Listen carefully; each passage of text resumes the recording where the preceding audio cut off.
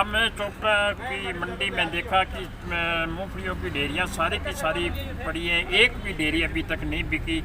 मौसम की मार ऐसी थी इस बार कि गर्मी की तपत ज़्यादा होने की वजह से मूंगफली का जो गोटा होता है उसमें थोड़ी बारीकी आई, और सरकार ये कहती है कि 70% गोटा होगा तो लेंगे, उसमें से फिर छांट करके जब उसको फिर निकाल देते हैं, कहते हैं इसमें जमी हुई मूंगफली है, जबकि वो सारी की सारी सही मूंगफली है।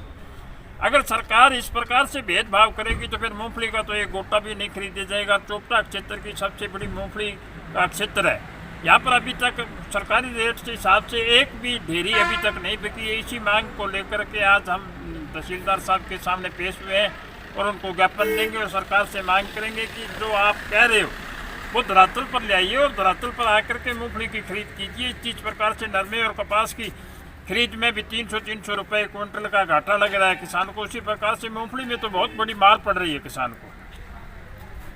अभी ये ज्ञापन देने के बाद में आगे क्या कार्रवाई रहेगी अगर फसल नहीं खरीदी जाती है तो?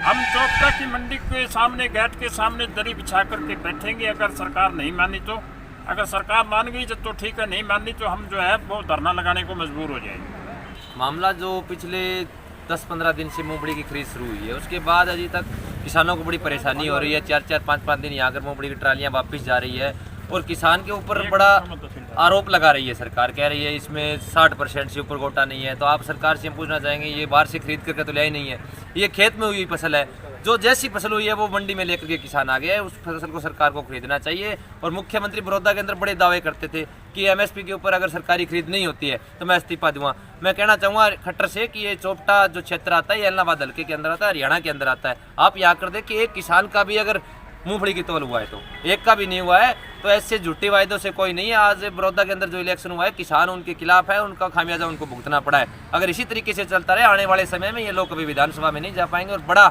नुकसान इनको होगा।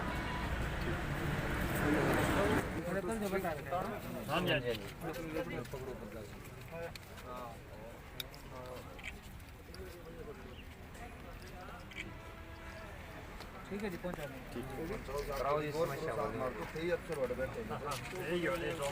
हाँ जरूर। उस पे क्या है जनाब, ये क्या करते हैं, पहले दूसरे से गोटा निकालते हैं, अगर वो 70% मार्जिन पूरा कर देता है तो फिर उसमें से एक छंटाई और करते हैं।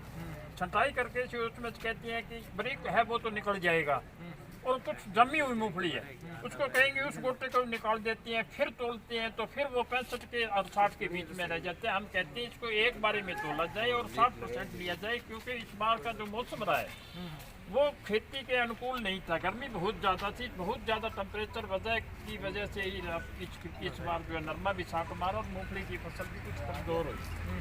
तो हम ये कहते हैं कि इसको 60% किया जाए, 70% की बजाय 60% मूंगफली का गोटा लिया जाए और इस प्रकार से सरकार मूंगफली जो है वो बिक सके। चलो ठीक।